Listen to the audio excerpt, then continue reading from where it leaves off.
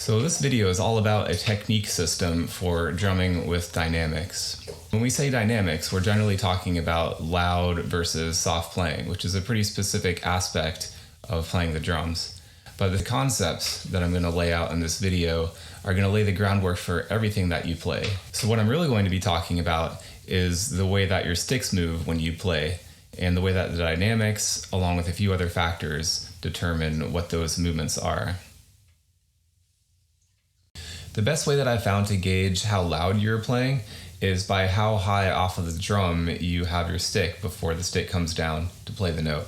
And I think realistically, the softest you're ever going to need to play is going to be about like this, with your stick just a couple of inches off of the drum.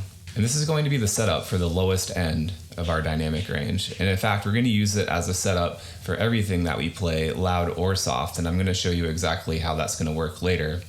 But we're going to call this our playing position. Sticks over the center of the drum, just a couple of inches apart, as close as you can get to the drum without having any accidental contact. And if you've got your hands over different instruments on the kit, you simply start with each stick just above the playing area on that particular instrument. So now that we have our playing position set up, we're ready to play some ghost notes, which is our minimum dynamic level. Some people also call ghost notes taps, and in fact, that's what I'm going to call them for the rest of this video. So keep your hands relaxed, let your hand drop with the stick, and return to the playing position. Even though these are soft notes, make sure you play each one deliberately and precisely with the weight of your hand behind each stroke. It's very easy to lose control of your taps if you try to play them too soft.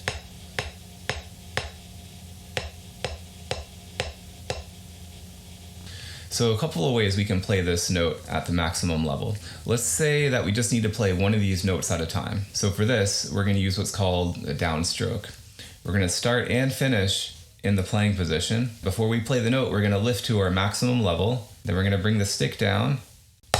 After we hit the drum, we're going to prevent the stick from coming back up. So in order to do that, as soon as you feel the impact of the stick on the drum, give a quick squeeze with the fingers, and if you time it correctly, that's going to prevent the stick from rebounding.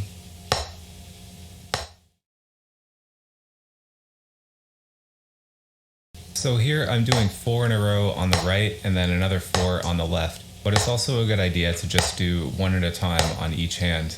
Go very slowly at first because it's important that you give yourself enough time to stop the stick in between each note.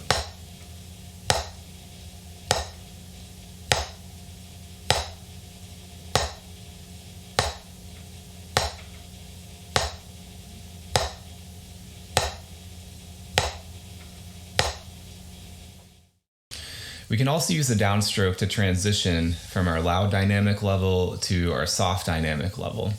And when we have loud notes and soft notes together in a musical phrase, we call the loud notes accents and the soft notes taps. Let's try this combination. We're going to play 5 notes. The first one's going to be an accent, and then all the others are going to be taps. And then we're going to switch to the other hand. So it's going to go like this.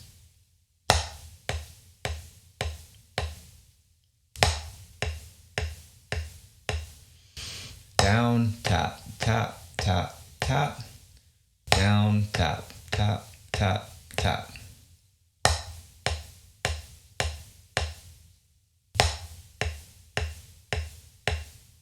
But be careful that you don't press the stick into the drum as you play the note like this.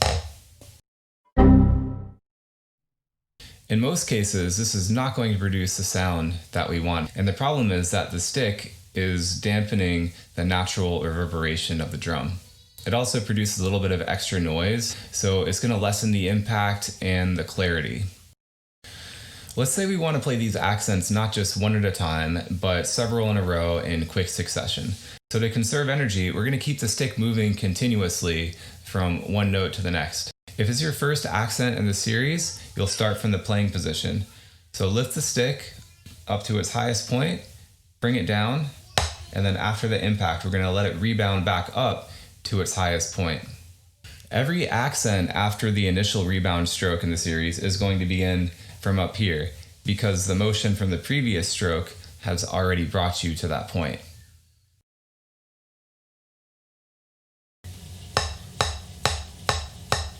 Notice the way my fingers open and close as I play the rebound stroke. This should be more of a response to the stick's natural movement rather than actively pulling with the fingers.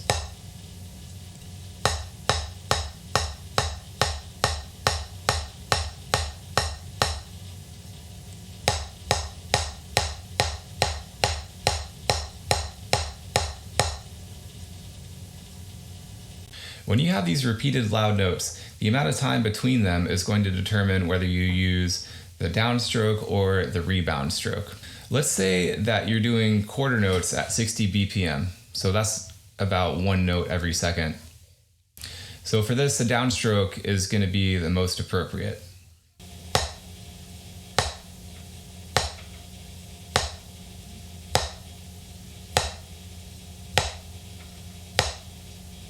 But as you get faster, the notes get closer together, so eventually the rebound stroke becomes the best option.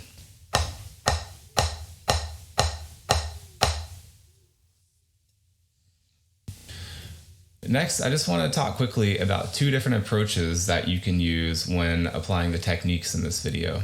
The first way I'm going to call the conventional technique, and it's the way that I've done everything so far in this video. And the idea behind this technique is that all of your upward movements, you lead with the bead of the stick. So that's this part right here. That's going to be the first thing to move up. So to do that, you simply turn the wrist back like this, and then maybe also lift the arm from the elbow too. The good thing about this technique is that it's really straightforward and easy to learn, and it also seems to transfer really well to other percussion instruments. The other way to play these strokes is with the Muller technique. This technique is really powerful, and if you master it, it'll allow you to play things faster, louder, and for longer periods of time than you'd probably be able to with the conventional technique. But the downside is that a lot of people find the motions really awkward, so that seems to make it harder to learn. In a nutshell, with the Muller technique, instead of leading with the bead of the stick, you're now going to lead with the back of the stick. So that means for all of your upward movements, you're going to lift the back of the stick first while leaving the bead down as long as possible. So from here, you drop your hand and your arm while keeping your wrist relaxed, and that's going to create a whipping effect.